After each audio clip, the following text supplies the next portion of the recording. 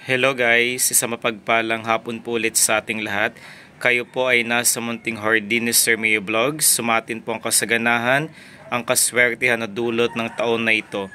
And for today's update and for today's video ay ibabahagi ko po yung aking naging matagumpay na propagation ko, pagpaparami ko sa isa sa mga ever favorite ko na variety, cultivar type at hybrid ng Aglonema plant.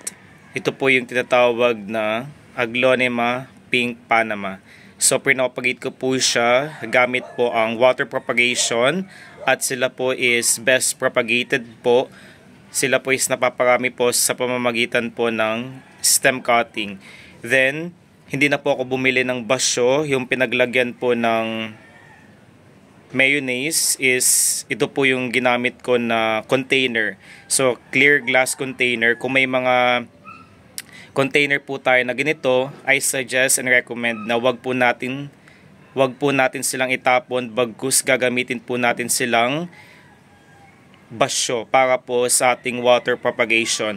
So itong propagation ko na ito since nung last month guys, kasi po 'di ba may bagyo po tayo. So after I check my plant po dito sa aking mini garden sa aming rooftop dito sa Las Piñas, ay nabali po ang halaman na ito. Kumbaga hindi po siyang mother plant, kumbaga doon sa kanyang mother plant po is may nabali po siya na tangkay, at I decided na imbis na itapon po natin ang ganitong halaman, might as well po na i-propagate po natin. And luckily after 1 month of waiting po ay ito na po ang kanyang kinalabasan. So nagkaroon na po siya ng ugat sa kanyang pinakababang stem cut.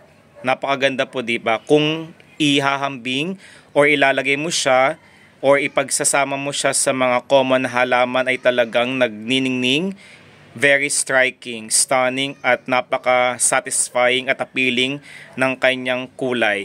So ipaplant ko or iriripat ko ito, ilalagay ko siya sa white pot dahil po maswerte na po ang halaman na ito, at mas lalo maging maswerte po kapag inilagay po natin siya sa isang pot na white dahil yun po ang sumisimbolo ng kapuruhan, ng kasimplehan at ng kagalakan po. So meron na siyang mga nagsisilputan na mga ugat mismo sa kanyang babang tangkay.